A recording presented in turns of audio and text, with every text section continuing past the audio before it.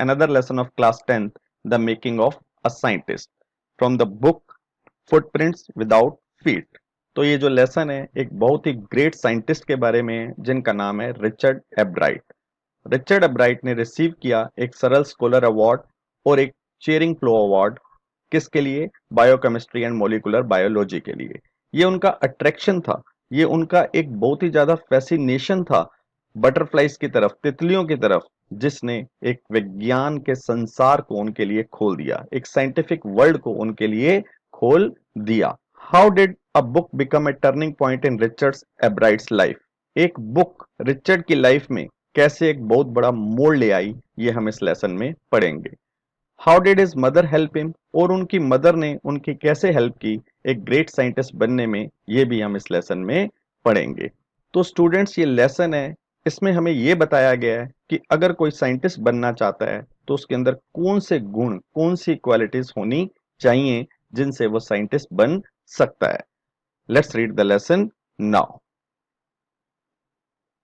At the age of 22, a former Scout of the Year excited the scientific world with a new theory on how cells work. 22 साल की as में जो college का farmer scout था, मतलब एब्राइट, उन्होंने क्या किया?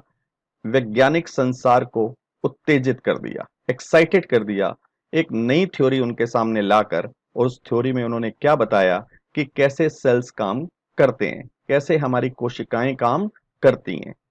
Richard H. Albright and his college roommate explained the theory in an article in the Proceeding of the National Academy of Science। जो रिचर्ड एच एब्राइट थे और उनका एक कॉलेज का रूममेट, उन दोनों ने एक्सप्लेन किया एक ऐसी थ्योरी को, एक आर्टिकल में उन्होंने एक्सप्लेन किया। और कहां पर किया? प्रोसीडिंग में, नेशनल एकेडमी ऑफ साइंस की उस प्रोसीडिंग में उन्होंने बताया कि कैसे जो कोशिकाएं हैं वो काम करती हैं। It was the first time this important scientific journal had ever published the work of college students। तो हम जर्नल किसे बोलते हैं? जर्नल हम बोलते हैं किसी भी मैगजीन को या न्यूज़पेपर को जो किसी एक पर्टिकुलर सब्जेक्ट के बारे में हो। तो ये जर्नल साइंस के बारे में ही होगी। तो ये फर्स्ट टाइम था जब किसी साइंटिफिक जर्नल ने, जो एक वैज्ञानिक मैगजीन या न्यूज़पेपर थी, उसने पहली बार पब्लिश किया था काम कॉलेज के स्टूडेंट का। कॉलेज के स्टूडेंट ने जो डिस्कवरी की थी, इस साइंटिफिक जर्नल ने उसके अंदर प्रिंट की थी। ये बहुत ही बड़ी उपलब्धि थी। In sports, that would be like making the big leagues at the age of 15 and hitting a home run your first time at bat।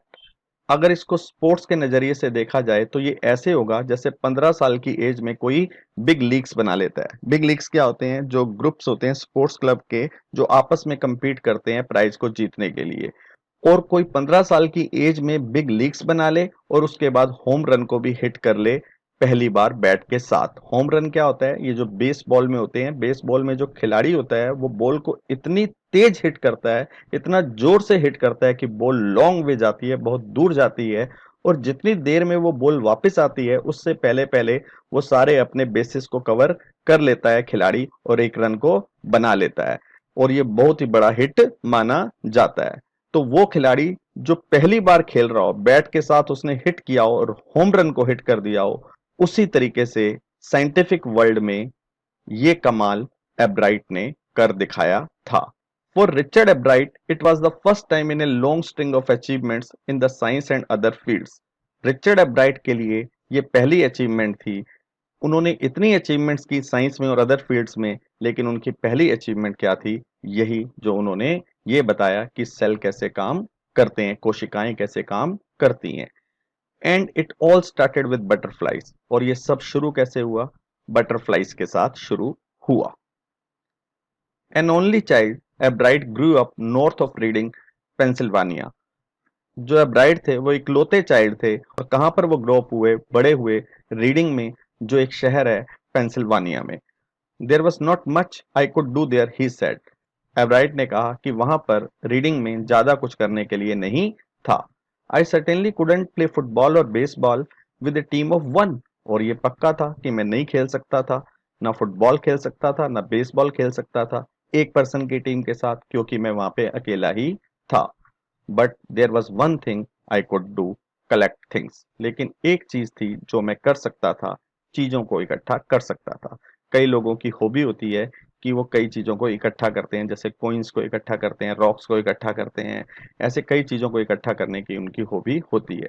तो अब राइट कहते हैं कि मैं भी चीजों को कलेक्ट कर सकता था। So he did, and did he ever. और ऐसा उन्होंने किया और हमेशा किया, अपनी थ्रू आउट द लाइफ वो ऐसा करते रहे। Beginning in kindergarten, Bright collected butterflies with the same determination that has marked all his activities.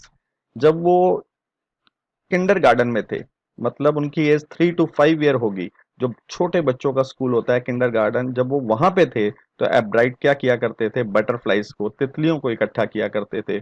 और पूरे डिटर्मिनेशन के साथ, पूरे पक्के इरादे के साथ, पूरे संकल्प के साथ, जैसे वो बाकी के काम किया करते थे, बाकी की एक्टिविटीज किया करते थे, वैसे ही वो बटरफ्लाइज को इकट्ठा किया करते थे। He also collected rocks, fossils and coins. वो किसको इकट्ठा करते थे? रॉक्स को इकट्ठा करते थे, पत्थर मतलब जो रॉक्स होते हैं पुराने। फॉसिल्स को इकट्ठा करते थे। फॉसिल क्या होते हैं? वो किसी एनिमल के या प्लांट्स के रिमेन्स होते हैं जो बहुत ही पुराने होते हैं, प्री हिस्टोरिक टाइम के, जो रॉक्स के अंदर मिलते हैं। और कॉइन्स, और वो कॉइन्स को भी इकट्ठा करते थे। He became an eager astronomer too, sometimes star gazing all night. और वो क्या बन गए? एक जिज्ञासु, जिनके अंदर एक जिज्ञासा थी जानने वाली, ऐसे एस्ट्रोनॉमर भी बने। कभी कभार तो वो पूरी पूरी रात स्टार गेजिंग करते थे, तारों को देखा करते थे। From the first he had a driving curiosity along with a bright mind. शुरुआत से ही उनके अंदर क्या थी? क्रियोसिटी थी, जिज्ञासा थी, जानने की इच्छा थी, जो उन्हें ड्राइव करती थी, जो उन्हें आगे बढ़ाती थी। और उनके पास क्या था? साथ में ब्राइट माइंड भी था, इंटेलिजेंट माइंड भी था। He also had a mother who encouraged his interest in learning. और उनकी जो माँ थी वो भी उत्साहित करती थी, एनकरेज करती थी, उन्हें इंस्पायर करती थी उनके इंटरेस्ट को सीखने में, लर्निंग में। She took him on trips, bought him telescopes, microscopes, cameras, mounting materials and other equipments and helped him in many other ways। जो उनकी मदर थी वो उनको ट्रिप्स पे लेकर जाया करती थी, और उनको टेलीस्कोप खरीद कर दिया करती थी, माइक्रोस्कोप्स खरीद कर दिया करती थी, कैमरास खरीद कर दिया करती थी, और माउंटिंग मटेरियल भी खरीद कर दिया करती थी, जिन चीजों पर टेलीस्कोप, माइक्रोस्कोप या कैमरास को फिट किया जाता था। और बाकी के इक्विपमेंट्स भी लेकर दिया करती थी, जो कई तरीकों से उनकी हेल्प करते थे। I was his only companion until he started school, his mother said. उनकी मदर ने कहा था कि मैं उनकी अकेली कंपेनियन थी, अकेली साथी थी, जब तक एब्राइट ने स्कूल जाना स्टार्ट नहीं किया। After that I would bring home friends for him. और स्कूल के बाद मैं उसके दोस्तों को घर लेकर आया करती थी। But at night we just did things together. लेकिन रात को हम कई काम इकट्ठा किया करते थे। Richie was my whole life after his father died when Richie was in third grade. Richie यहाँ पे रिचर्ड के लिए यूज किया गया है। तो उनकी मदर कहती हैं कि जो रिची मेरी पूरी जिंदगी था, होल लाइफ था। जब उसके फादर की डेथ हो गई, जब रिची किस में था? सिर्फ थर्ड ग्रेड में था, थर्ड क्लास में था। She and her son spent almost every evening at the dining room table। उनकी मदर और जो रिची था वो बिताते थे हर शाम को डाइनिंग रूम के टेबल पर। If he didn't have things to do, I found work for him. अगर रिचर्ड के पास कोई काम करने के लिए नहीं होता था तो मैं उसके लिए कोई ना कोई काम ढूंढ लेती थी।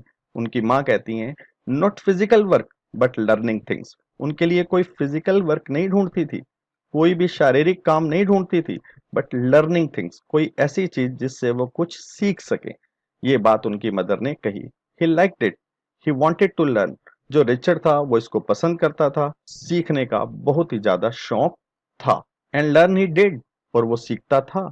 ही earn top grades in school. School में उनका टॉप ग्रेड आया। On everyday things he was just like every other kid, his mother said. बाकी दिनों में वो बाकी बच्चों की तरह ही होता था, बाकी किड्स की तरह ही होता था, उनकी मदर बताती हैं। By the time he was in second grade, Ebright had collected all 25 species of butterflies found around his hometown। जब एब्राइट अभी सेकंड ग्रेड में था तो एब्राइट ने कलेक्ट कर ली थी 25 स्पीशीज जो उनके होम टाउन के आसपास पाई जाती हैं। उनकी लिस्ट ये नीचे दे रखी है। That probably would have been the end of my butterfly collecting, he said. एब्राइट क्या कहते हैं कि शायद एंड हो गया होता मेरे बटरफ्लाई के कलेक्शन का। मैंने बटरफ्लाई को कलेक्ट करना बंद कर दिया होता, लेकिन उसके बाद क्या हुआ? But then my mother got me a children's book called The travels of monarch X. लेकिन उसके बाद मेरी माँ ने मुझे एक बुक ला कर दी, बच्चों की book, travels of monarch x. Monarch क्या होती है? एक तरीके की बटरफ्लाई होती है, बटरफ्लाई की एक स्पीशीज होती है। That book, which told how monarch butterflies migrate to Central America, opened the world of science to the eager young collector. वो बुक जिसमें ये बताया गया था कि जो मोनार्क बटरफ्लाइज होती हैं वो सेंट्रल अमेरिका में कैसे माइग्रेट करके आती हैं, इस बुक ने एक विज्ञान का, एक साइंस का संसार खोल दिया उस जिज्ञासु, उस ईगर यंग कलेक्टर के लिए। मतलब एब्राइट के लिए एक विज्ञान का संसार खुल गया।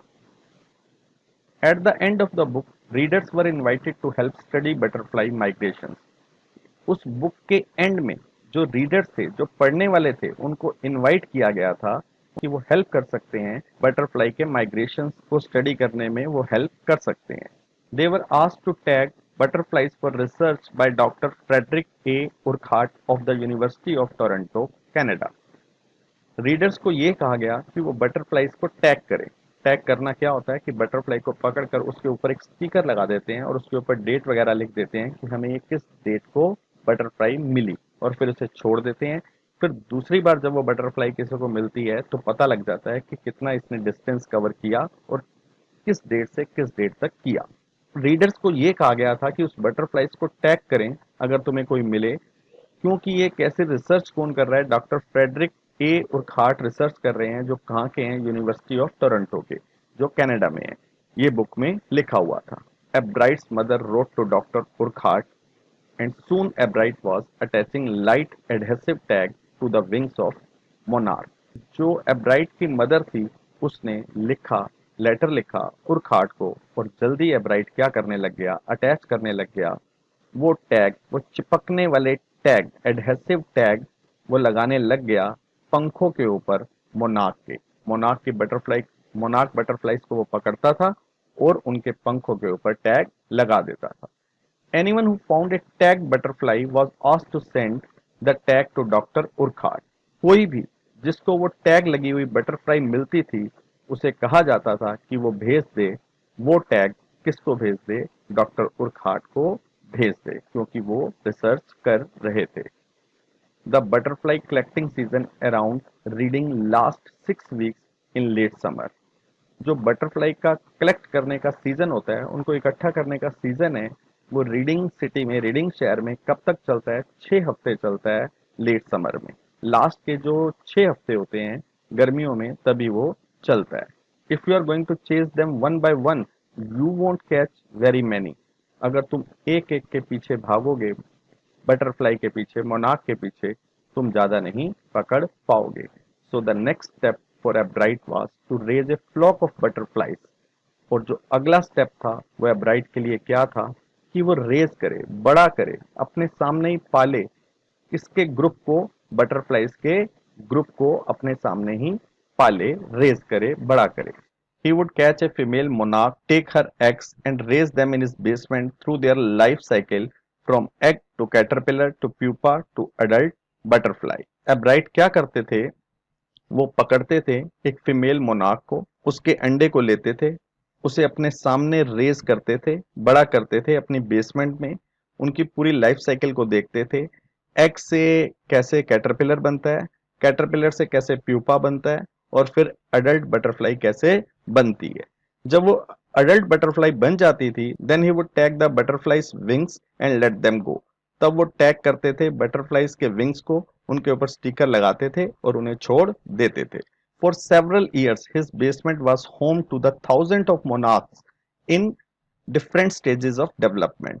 कई सालों तक उनके घर की जो बेसमेंट थी वो हजारों मोनार्क का घर रही, अपनी अलग अलग स्टेजेस में डेवलपमेंट की। कोई कैटरपिलर के स्टेज में, कोई प्यूपा के स्टेज में, कोई एग के स्टेज में रहे। Eventually I began to lose interest in tagging butterflies. तो वो कहते हैं इवेंचुअली, फाइनली क्या हुआ मेरा जो इंटरेस्ट था वो खत्म होना शुरू हो गया, बटरफ्लाइज को टैग करने में मेरा इंटरेस्ट खत्म हो गया। It's tedious and there is not much feedback. ये एक टीडियस वर्क था, एक थकाने वाला काम था, और कोई फीडबैक इसकी ज्यादा मिलती नहीं थी, कोई इसके रिजल्ट भी ज्यादा मिलते नहीं थे। एब्राइट सेड, एब्राइट ने ये बात कही। In all the time I did it, he laughed, only two butterflies I had tagged were recaptured and they were not more than 75 miles from where I lived. वो कहते हैं पूरे टाइम में, मेरे पूरे टाइम में जब से मैं बटरफ्लाईज को टैग कर रहा था, वो हंसने भी लग गए ये बात कहकर। सिर्फ दो बटरफ्लाई जो मैंने टैग की थी उनको दोबारा रिकैप्चर किया गया, पकड़ा गया, और वो भी 75 माइल से ज्यादा दूर नहीं पकड़ी गई, इतनी ही दूर पकड़ी गई जहां पर मैं रहता था, उससे सिर्फ 75 माइल्स दूर ही वो बटरफ्लाईज पकड़ी गई। Then in 7th grade he got a hint of what real science is when he entered a county science fair and lost. County हम किसे बोलते हैं? किसी एक रीजन को, किसी एक क्षेत्र को बोलते हैं। तो जब एब्राइट 7th ग्रेड में थे तो उनको एक हिंट मिला कि असली साइंस होती क्या है, रियल साइंस होती क्या है, जब उन्होंने एंटर किया एक काउंटी साइंस फेयर में और वो लॉस कर गए, वहां पे हार गए, मतलब उन्हें कोई इनाम नहीं मिला। It was really a sad feeling to sit there and not to get anything while everybody else had won something. ये बहुत ही सैड फीलिंग थी, बहुत उदासी वाली फीलिंग थी कि कुछ प्राइज को प्राप्त ना करना, जबकि हर किसी ने कोई ना कोई प्राइज जीता हो, कुछ ना कुछ जीता हो। एब्राइट ने यह बात कही। His entry was slides of frog tissues which he showed under a microscope. जो एब्राइड की एंट्री थी उसने क्या दिखाया था? उसने फ्रॉग के टिश्यूज को दिखाया था, उसकी स्लाइड्स को दिखाया था माइक्रोस्कोप के नीचे, माइक्रोस्कोप से जिनको देखा जा सकता था फ्रॉग के टिश्यूज को। He realized the winner had tried to do real experiment, not simply make a neat display. जो एब्राइड था उसने एक बात रियलाइज की, एक बात महसूस की कि जितने भी विनर्स थे उन्होंने क्या कोशिश की थी? कोई रियल एक्सपेरिमेंट करने की कोशिश की थी। उन्होंने ऐसा नहीं किया था कि किसी चीज का नीट डिस्प्ले कर दें, किसी चीज को साफ सुथरे ढंग से दिखा दें, ऐसा नहीं किया था, बल्कि उन्होंने असली एक्सपेरिमेंट करने की कोशिश की थी। Already the competitive spirit that drives Richard Ebright was appearing. जो एब्राइट में कॉम्पिटिटिव स्पिरिट थी, वो जो मुकाबला करने की भावना थी, जो उसे ड्राइव करती थी, आगे बढ़ाती थी, चलाती थी, वो जो स्पिरिट थी, वो जो भावना थी, वो अब नजर आने लग गई थी। I knew that for the next year's fair I would have to do a real experiment, he said. और उन्होंने कहा कि मुझे पता था कि जो नेक्स्ट ईयर का फेयर लगेगा, साइंस फेयर, उसमें मुझे कोई रियल एक्सपेरिमेंट करना पड़ेगा। The subject I knew most about was the insect work I had been doing in the past several years. वो सब्जेक्ट जिसके बारे में मुझे जानकारी थी, जिसके साथ मैं फेमिलियर था, वो क्या था? Insect work. मैं इंसेक्ट्स के साथ काम कर रहा था, काफी सालों से पिछले मैं ये काम कर रहा था। So he wrote to Dr. Urquhart for ideas and back came a stack of suggestions for experiments.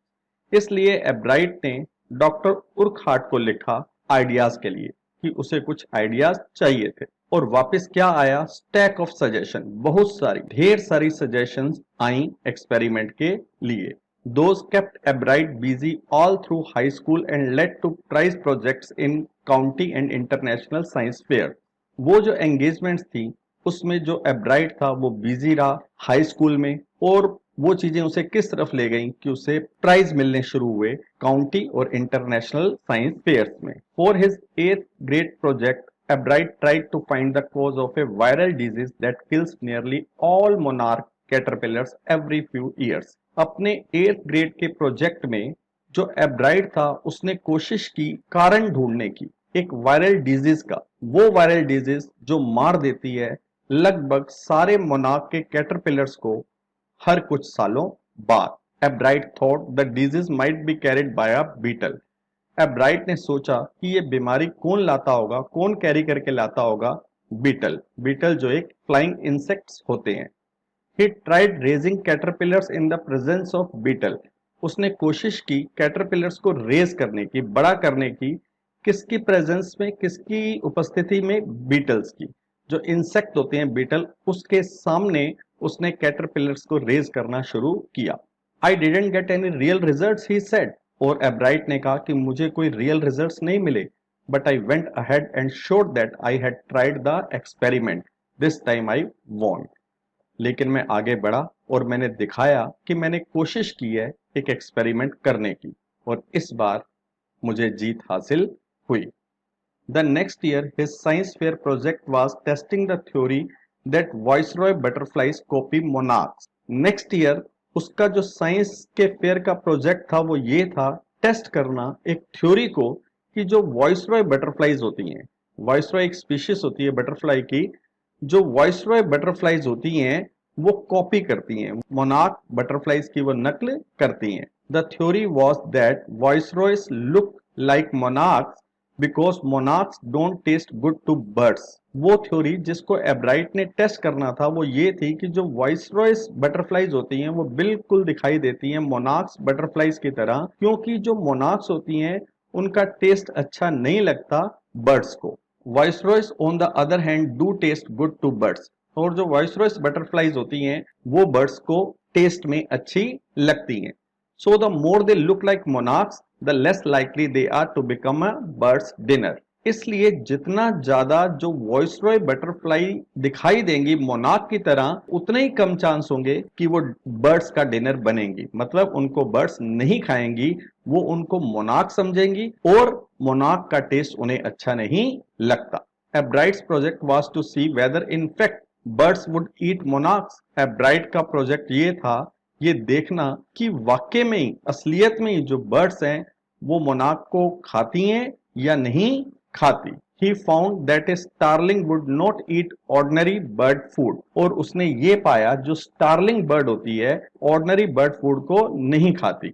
It would eat all the monarch it could get, वो खा लेती है सारी मोनार्क को जितनी उसे मिलती हैं। Ebright said later research by other people showed that Viceroy probably do copy the monarch. Ebright ने ये भी कहा कि बाकी कुछ लोगों ने बाद में रिसर्च की और उन्होंने दिखाया कि जो वॉइसरॉय बटरफ्लाईज होती हैं वो शायद कॉपी करती हैं मोनार्क की। This project was placed first in the zoology division and third overall in the county science fair. ये जो प्रोजेक्ट था एब्राइट का, उसको फर्स्ट प्लेस मिला जूलॉजी डिवीजन में और थर्ड प्लेस मिला पूरे काउंटी साइंस फेयर में।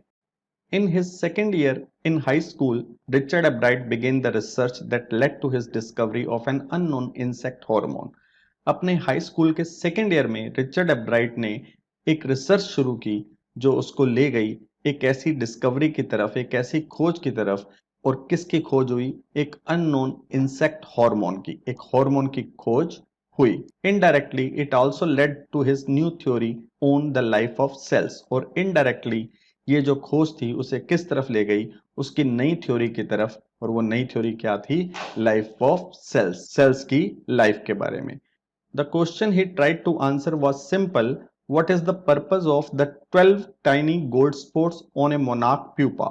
वो क्वेश्चन जिसकी एब्राइट ने आंसर देने की कोशिश की, वो क्वेश्चन बिल्कुल सिंपल था, और वो क्वेश्चन ये था कि क्या पर्पस होता है, क्या उद्देश्य होता है जो 12 टाइनी गोल्ड स्पॉट्स होते हैं, 12 जो छोटे छोटे गोल्डन कलर के निशान होते हैं, स्पॉट्स होते हैं मोनार्क के प्यूपा पर, उसका मकसद क्या होता है? Everyone assumed that the sports were just ornamental, Ebright said. Ebright ने कहा कि हर कोई यही एज्यूम करता था, हर कोई यही मानता था कि वो जो स्पोर्ट्स होते हैं वो सिर्फ ऑर्नामेंटल होते हैं। ऑर्नामेंटल मतलब डेकोरेशन के लिए होते हैं। But doctor Urquhart didn't believe it, लेकिन जो डॉक्टर उर्कहार्ट थे वो इस बात पर विश्वास नहीं करते थे। To find the answer, Ebright and another excellent science student first had to build a device that showed that the spores were producing a hormone necessary for the butterfly's full development. इस चीज का answer ढूंढने के लिए एब्राइट और एक और excellent science student, जो एक इंटेलिजेंट साइंस स्टूडेंट था, उनको बिल्ड करना पड़ा, बनाना पड़ा एक ऐसा डिवाइस, एक ऐसी मशीन जो ये दिखाती थी कि वो जो स्पोर्ट्स हैं, वो जो गोल्ड स्पोर्ट्स हैं, गोल्डन कलर के स्पोर्ट्स हैं मोनार्क के प्यूपा पर, वो क्या प्रोड्यूस करते हैं? एक हार्मोन, और वो जो हार्मोन है वो बहुत ही नेसेसरी है, आवश्यक है बटरफ्लाई के फुल डेवलपमेंट के लिए। This project won a bright first place in the county fair and entry into the international science and engineering fair। ये जो प्रोजेक्ट था उससे एब्राइट ने जीता पहला स्थान काउंटी फेयर में और उसको एंट्री मिल गई इंटरनेशनल साइंस और इंजीनियरिंग फेयर में एंट्री मिल गई। There he won third place for zoology और वहां पर उसने तीसरा स्थान जीता जूलॉजी में। He also got a chance to work during the summer at the entomology laboratory of the Walter Reed Army institute of research. वहां पर उसको ये भी चांस मिला कि वो काम कर सकता था गर्मियों के दौरान एंटोमोलॉजी लेबोरेटरी में। एंटोमोलॉजी क्या होता है? जो इंसेक्ट से रिलेटेड साइंस होती है उसको हम एंटोमोलॉजी बोलते हैं। तो वो एंटोमोलॉजी लेबोरेटरी में काम कर सकता था Walter Reed Army Institute of Research में। As a high school junior Richard Ebright continued his advanced experiment on the monarch pupa. High school junior के रूप में जो रिचर्ड थे वो लगातार काम करते रहे अपनी एडवांस एक्सपेरिमेंट्स पर। और वो एक्सपेरिमेंट किस पर हो रहे थे? मोनार्क के प्यूपा पर। That year his project won first place at the International Science Fair and gave him another chance to work in the army laboratory during the summer। उस ईयर में, उस साल में उसके प्रोजेक्ट ने पहला स्थान जीता इंटरनेशनल साइंस फेयर में और उसे एक और चांस मिल गया काम करने का आर्मी की लेबोरेटरी में गर्मियों के दौरान। In his senior year, he went a step further. He grew cells from a monarch wing in a culture and showed that the cells would divide and develop into normal butterflies wing scales only if they were fed the hormone from the gold spores। तो अपने senior year में वो एक कदम आगे बढ़े। उन्होंने cell को grow किया अपने सामने। वो सेल्स जो मोनार्क के विंग से लिए गए थे एक कल्चर में उसको ग्रो किया। कल्चर जो एक ऐसी लेबोरेटरी होती है जिसके अंदर सेल्स को ग्रो किया जाता है। और उन्होंने दिखाया कि ये जो सेल्स हैं ये डिवाइड होते हैं और डेवलप हो जाते हैं एक नॉर्मल बटरफ्लाई विंग स्केल्स में। जो विंग के ऊपर स्केल्स होते हैं, जो पपड़ियां सी बनी होती हैं, वो बन जाती हैं उस सेल से अगर उनको फीड किया जाए उस हार्मोन से जो गोल्ड स्पॉट से निकलते हैं। मतलब वो जो हार्मोन होता है जो गोल्ड स्पॉट से निकलता है, जो 12 गोल्ड स्पॉट्स होते हैं, उन्हीं से जो बटरफ्लाई के विंग के स्केल हैं वो डेवलप होते हैं। That project won first place for zoology at the international fair। वो जो प्रोजेक्ट था उसमें उनको फर्स्ट प्लेस मिला zoology में इंटरनेशनल साइंस फेयर में। He spent the summer after graduation doing further work at the army laboratory and at the laboratory of the US Department of Agriculture। तो एब्राइट ने अपनी गर्मियां बिताई ग्रेजुएशन के बाद काम करते हुए एक आर्मी के लेबोरेटरी में और उस लेबोरेटरी में जो यूएस डिपार्टमेंट ऑफ एग्रीकल्चर की थी। The following summer after his freshman year at Harvard University Ebright went back to the laboratory of the department of agriculture and did more work on the hormone from the gold spots. Next summer में, next गर्मियों में अपने second year में, मतलब freshman के year के बाद वाले ईयर सेकेंड ईयर में हार्वर्ड यूनिवर्सिटी में एब्राइट वापस गए लेबोरेटरी में, डिपार्टमेंट ऑफ एग्रीकल्चर की लेबोरेटरी में और ज्यादा काम किया हार्मोन के ऊपर। जो गोल्ड स्पॉट से हार्मोन निकलते हैं उस पर और ज्यादा काम किया। Using the laboratory sophisticated instrument he was able to identify the hormone's chemical structures. उस लेबोरेटरी के सोफिस्टिकेटेड, जो बड़े ही कॉम्प्लिकेटेड और एडवांस इंस्ट्रूमेंट थे, उनका यूज करके वो पता लगा पाया, आइडेंटिफाई कर पाया, पहचान पाया हार्मोन के केमिकल स्ट्रक्चर को पहचान पाया। A year and a half later during the junior year Ebright got the idea for his new theory about cell life. 1.5 साल बाद अपने जूनियर ईयर के एब्राइट को आइडिया मिला अपनी न्यू थ्योरी के लिए। और वो न्यू थ्योरी किसके बारे में थी? सेल की लाइफ के बारे में थी। It came while he was looking at X-ray photos of the chemical structure of a hormone। ये आइडिया तब आया जब एब्राइट देख रहा था उन फोटोज को, एक्सरेस की फोटोज को, जो हार्मोन के केमिकल स्ट्रक्चर्स की फोटो थी। When he saw those photos, एब्राइट didn't shout Eureka or even I have got it। जब एब्राइट ने उन फोटोज को देखा तो वो जोर से चिल्लाया नहीं यूरेका, या फिर उसने ये नहीं कहा कि आई हैव गॉट इट, कि मैंने कोई चीज अचीव कर ली है। But he believed that along with this finding about insect hormones the photos gave him the answer to one of biology's puzzle. लेकिन उसका ये विश्वास था कि जो उसकी खोज हुई है इंसेक्ट के हार्मोन के बारे में, उसके साथ साथ जो फोटोज थी उसे आंसर दे रही थी, एक बायोलॉजी की पजल का आंसर भी दे रही थी। और वो पजल क्या थी? How the cell can read the blueprint of its DNA, कि जो सेल होते हैं वो कैसे रीड कर लेते हैं, वो कैसे पहचान लेते हैं ब्लूप्रिंट को। ब्लूप्रिंट क्या होता है? जब हम कोई प्लान बनाते हैं, कोई फोटोग्राफिक प्लान बनाते हैं कि कोई चीज कैसे बिल्ड होगी या किसी चीज को हम कैसे अचीव करेंगे, तो हम पहले ब्लूप्रिंट बनाते हैं। तो जो सेल होती हैं वो कैसे रीड कर लेती हैं, कैसे पहचान लेती हैं ब्लूप्रिंट को ऑफ इट्स डीएनए, अपने डीएनए के। और डीएनए क्या होता है? वो जो केमिकल्स होते हैं किसी सेल में, किसी एनिमल या प्लांट के, जो कंट्रोल करते हैं कि उस चीज का बिहेवियर बाद में कैसा रहेगा, उसमें कैसे करेक्टरिस्टिक होंगे, किसी प्लांट या एनिमल में कैसे करेक्टरिस्टिक होंगे, वो जो सेल्स होती हैं वो रीड कर लेती हैं। कैसे रीड कर लेती हैं? इस पजल का आंसर एब्राइट को मिल गया। DNA is the substance in the nucleus of a cell that controls heredity. जो डीएनए होता है वो एक ऐसा सब्सटेंस होता है, एक ऐसा पदार्थ होता है न्यूक्लियस में किसी भी सेल के, जो कंट्रोल करता है हेरिडिटी को। तो हेरिडिटी क्या होती है? कि जो पास होती हैं फिजिकल या फिर मेंटल करेक्टरिस्टिक पास होते हैं एक जनरेशन से दूसरे जनरेशन में। It determines the form and function of the cell. जो डीएनए होता है वही तय करता है कि कैसा फंक्शन होगा उस सेल का, वो सेल कैसे काम करेगी, ये डीएनए से ही पता चलता है। दस DNA is the blueprint for life. इस प्रकार जो डीएनए होता है वो ब्लूप्रिंट होता है किसी भी लाइफ का। कोई लाइफ आगे चलकर कैसे होगी ये हमें डीएनए से ही पता चलता है। A bright and his college roommate James R. Wong worked all that night drawing pictures and constructing plastic models of molecules to show how it could happen. एब्राइट और उसका एक कॉलेज का रूममेट जिसका नाम जेम्स आर वोंग था, उन्होंने पूरी रात काम किया। वो ड्रॉ करते रहे पिक्चर्स को और कंस्ट्रक्ट करते रहे, बनाते रहे प्लास्टिक मॉडल्स को मॉलिक्यूल्स के, ये दिखाने के लिए कि ये कैसे हो सकता है। Together they letter wrote the paper that explain the theory. बाद में इकट्ठे उन्होंने एक पेपर लिखा जिसमें इस थ्योरी को एक्सप्लेन किया। Surprising no one who knew him, Richard Albright graduated from Harvard with highest honors, second in his class of 1510। इसमें किसी को भी हैरानी नहीं हुई जो उसे जानता था, जो एब्राइट को जानता था, कि एब्राइट ने ग्रेजुएट कर लिया हार्वर्ड से हाईएस्ट ऑनर्स के साथ, और वो सेकंड आया अपनी क्लास में, और क्लास में 1510 स्टूडेंट्स थे, उसमें वो सेकंड आया। Albright went on to become a graduate student researcher at Harvard Medical School। और बाद में जो एब्राइट था वो बन गया graduate student researcher Harvard Medical School में। There he began doing experiments to test his theory. वहां पर उसने शुरू कर दिए एक्सपेरिमेंट करने, अपनी थ्योरी को टेस्ट करने के लिए।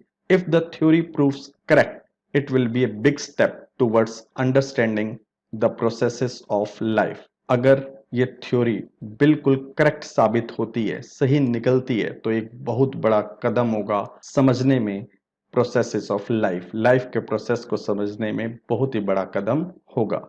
It might also lead to new ideas for preventing some types of cancer and other disease. ये चीज हमें शायद ले जाए नए आइडियाज की तरफ, और वो जो आइडियाज हैं वो प्रिवेंट कर पाए, वो रोक पाए कुछ टाइप के कैंसर को और दूसरी बीमारियों को भी रोक पाए। All of this is possible because of एब्राइट scientific curiosity. ये सब कुछ संभव इसलिए हुआ क्योंकि एब्राइट में एक वैज्ञानिक साइंटिफिक क्यूरियोसिटी थी, एक जिज्ञासा थी, चीजों को जानने की इच्छा थी। His high school research into the purpose of the spots on a monarch pupa eventually led him to his theory about cell life. उसकी जो हाई स्कूल की रिसर्च थी वो ये उद्देश्य जानना चाहते थे, पर्पस जानना चाहते थे उन स्पोर्ट्स का, उन गोल्ड स्पोर्ट्स का जो मोनार्क के प्यूपा पर होते हैं, फाइनली ले गए, इवेंचुअली उसको ले गए उसकी एक नई थ्योरी की तरफ जो सेल लाइफ के बारे में थी। Richard Ebright has been interested in science since he first began collecting butterflies. Richard Ebright interested थे साइंस में तभी से जब से उन्होंने शुरू की थी कलेक्ट करना बटरफ्लाइज को। But not so deeply that he hasn't time for other interest, लेकिन वो इतना भी डीपली उसमें नहीं गए थे कि उनके पास टाइम ना हो बाकी इंटरेस्ट के लिए। एब्राइट also became a champion debater and public speaker and a good canoeist and all round outdoor person. जो एब्राइड थे वो एक चैंपियन डिबेटर भी बने, डिबेट करने वाले भी बने, पब्लिक स्पीकर भी बने और बहुत अच्छे कैनोइस्ट भी बने। कैनोइस्ट क्या होती है? एक लाइट बोट होती है, उसको भी चलाने वाले बने और ऑल राउंड वो आउटडोर पर्सन बन गए। He is also an expert photographer particularly of nature and scientific exhibits. और वो एक एक्सपर्ट फोटोग्राफर भी बने और विशेषता किस में? नेचर में, और जो साइंटिफिक एग्जीबिशन होती हैं उसमें बहुत ही अच्छे वो फोटोग्राफर बने। In high school Richard Ebright was a straight A student. अपने हाई स्कूल में जो रिचर्ड एब्राइट थे वो ए स्टूडेंट थे, one of the top students थे। Because learning was easy, he turned a lot of his energy towards the debating and Model United Nation Club। क्योंकि जो learning था, study थी, उनके लिए इजी थी, इसलिए उन्होंने अपनी बहुत ज्यादा एनर्जी किस तरफ लगाई? डिबेटिंग की तरफ और किस मॉडल यूनाइटेड नेशंस क्लब को ज्वाइन करने में लगाई। He also found someone to admire. उन्हें कोई ऐसा भी मिला जिसकी वो बहुत तारीफ करते थे। Richard A Weiherer, his social studies teacher and advisor to both clubs। Richard Weiherer जो उनके सोशल स्टडी के टीचर थे और एब्राइट के एडवाइजर भी थे दोनों क्लब में। दोनों क्लब मतलब डिबेटिंग में और मॉडल यूनाइटेड नेशन क्लब में। Mr Weiherer was the perfect person for me then. Mr Weiherer perfect इंसान थे मेरे लिए। He open my mind to new ideas, Ebright said. Ebright ने कहा कि उन्होंने मेरे माइंड को खोल दिया नए आइडियाज की तरफ। Richard would always give that extra effort, Mr Weiherer said. Mr Weiherer ने कहा कि रिचर्ड हमेशा ही वो एक्स्ट्रा एफर्ट करते थे अपने काम के लिए। What pleased me was here was the person who put in 3 or 4 hours at night doing debate research, beside doing all his research with butterflies and his other interest। जो मुझे सबसे ज्यादा चीज खुश करती थी वो ये थी कि एक वो ऐसा पर्सन था एब्राइट जो 3 या 4 घंटे रात को लगाता था अपनी डिबेट रिसर्च में, और उसके अलावा वो क्या करता था? अपनी रिसर्च बटरफ्लाइज के साथ भी करता था और दूसरे इंटरेस्ट को भी पूरा करता था। ये बात मिस्टर वेरर ने कही। Richard was competitive. Richard competitive था, मुकाबला करने वाला था। Mr Weiherer continued. Mr Weiherer ने आगे कहा, but not in a bad sense. लेकिन वो मुकाबला कभी भी बुरी भावना से, बैड सेंस से नहीं करता था। He explain Richard wasn't interested in winning for the winning sake और winning to get a prize. उन्होंने आगे एक्सप्लेन किया कि जो रिचर्ड था वो इंटरेस्टेड नहीं था जीतने में सिर्फ जीतने की खातिर, और या वो जीतना चाहता था प्राइज लेने के लिए, ऐसा बिल्कुल भी नहीं था। Rather he was winning because he wanted to do the best job he could. बल्कि वो जीत रहा था, इसलिए जीत रहा था क्योंकि वो बेस्ट काम करना चाहता था जितना वो कर सकता था। For the right reasons he want to be the best. बिल्कुल सही रीजंस के लिए, सही कारणों के लिए रिचर्ड एब्राइट बेस्ट होना चाहता था। And that is one of the ingredients in making of a scientist. और यही एक इंग्रेडिएंट्स होता है, एक क्वालिटी होती है साइंटिस्ट बनने में। Start with the first rate mind, add curiosity and mix in the will to win for the right reasons. तो उन्होंने कहा जो साइंटिस्ट किसी को अगर बनना हो तो शुरू करो फर्स्ट रेट माइंड के साथ। एक इंटेलिजेंट माइंड होना चाहिए, उसमें ऐड कर दो क्यूरियोसिटी, अपनी उत्सुकता, अपनी जिज्ञासा, किसी जानने की इच्छा को ऐड कर दो, और उसमें मिक्स कर दो अपनी इच्छा को जीतने की, फॉर द राइट रीजन, सही कारणों से जीतने की इच्छा को मिक्स कर दो। तो मतलब साइंटिस्ट बनने के लिए जो 3 चीजें चाहिए होती हैं, फर्स्ट रेट माइंड, क्यूरियोसिटी और विल टू विन, लेकिन सही रीजंस के लिए। एब्राइट हैज दीज क्वालिटीज, और एब्राइट के पास ये सारी क्वालिटीज थी। From the time the book the travels of monarch X open the world of science to him, Richard Ebright has never lost his scientific curiosity. उस टाइम से लेकर जिस टाइम से एक बुक जिसका नाम ट्रेवल्स ऑफ मोनार्क था उसने खोल दिया था साइंस का संसार एब्राइट के लिए, तब से एब्राइट ने कभी नहीं खोया अपनी साइंटिफिक क्यूरियोसिटी को, अपनी वैज्ञानिक जिज्ञासा को उन्होंने कभी नहीं खोया।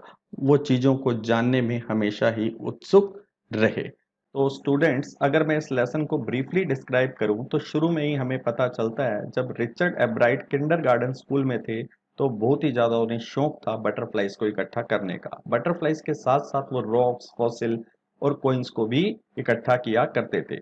उनके पास एक इंटेलिजेंट माइंड था और उनमें बहुत ही ज्यादा क्यूरियोसिटी थी, चीजों को जानने की उत्सुकता थी। उनकी मदर भी उनके इस काम में हेल्प किया करती थी, उनके सीखने में। उनकी मदर ने उनको कई इक्विपमेंट्स खरीद कर दिए, जैसे कि कैमरा, टेलीस्कोप, माइक्रोस्कोप एटसेट्रा।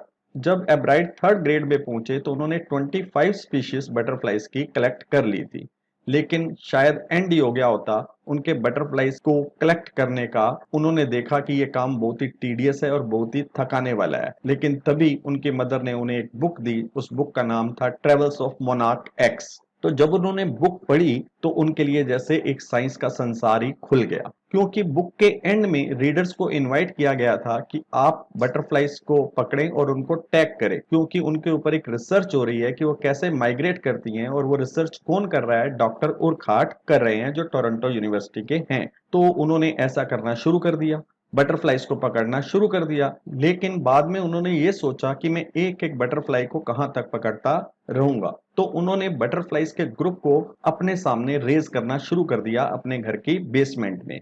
वो उनकी पूरी लाइफ साइकिल को देखते थे कि कैसे एक एग से कैटरपिलर बनता है, कैटरपिलर से प्यूपा बनता है और प्यूपा से कैसे अडल्ट बटरफ्लाई बनती है।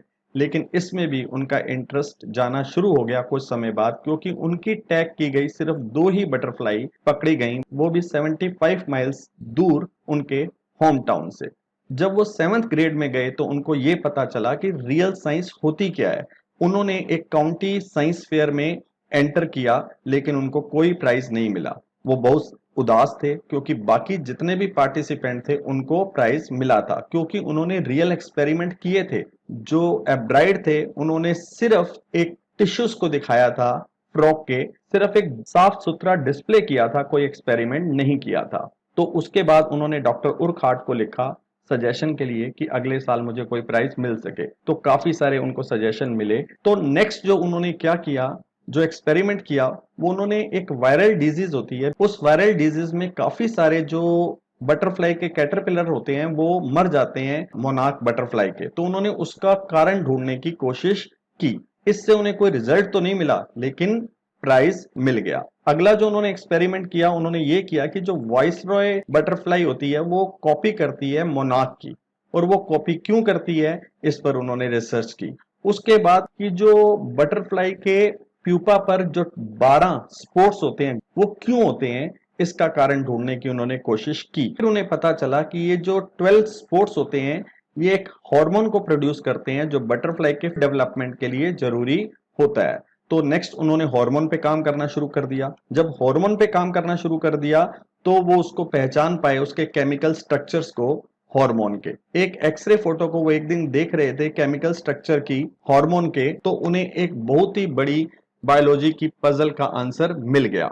और वो क्या था कि जो सेल है वो रीड कर सकते हैं ब्लूप्रिंट को डीएनए के, डीएनए के ब्लूप्रिंट को वो पढ़ सकते हैं। जो डीएनए होता है वो ब्लूप्रिंट होता है लाइफ का। ये जो थ्योरी उनकी थी, अगर ये करेक्ट निकलती है तो कई सारे कैंसर का इलाज निकल सकता है और भी कई बीमारियों का इलाज निकल सकता है। तो लास्ट में हमें यह बताया जाता है कि अगर कोई साइंटिस्ट बनना चाहता है तो उसमें कौन कौन सी क्वालिटी होनी चाहिए। उसमें फर्स्ट रेट माइंड होना चाहिए, उसके अंदर क्या ऐड होगा? क्यूरियोसिटी, उस पर्सन में जिज्ञासा होनी चाहिए, और तीसरा उसके अंदर विल होनी चाहिए, इच्छा होनी चाहिए जीतने की, लेकिन सही कारणों से जीतने की इच्छा होनी चाहिए। तो ये सारी क्वालिटीज रिचर्ड एब्राइट के अंदर थी। जब से उन्हें ये बुक मिली थी ट्रेवल ऑफ मोनार्क एक्स, उन्होंने अपनी क्यूरियोसिटी को खोया नहीं था, अपनी साइंटिफिक क्यूरियोसिटी को खोया नहीं था। नहीं तो बचपन में जो हमें क्यूरियोसिटी होती है वो धीरे धीरे बड़े होकर खो जाती है, लेकिन उनकी ये क्यूरियोसिटी गई नहीं थी। तो इसलिए वो एक बहुत ही ग्रेट साइंटिस्ट बन पाए। तो स्टूडेंट्स, यहाँ पे ये लेसन एंड होता है। आई होप आपको अच्छे तरीके से समझ में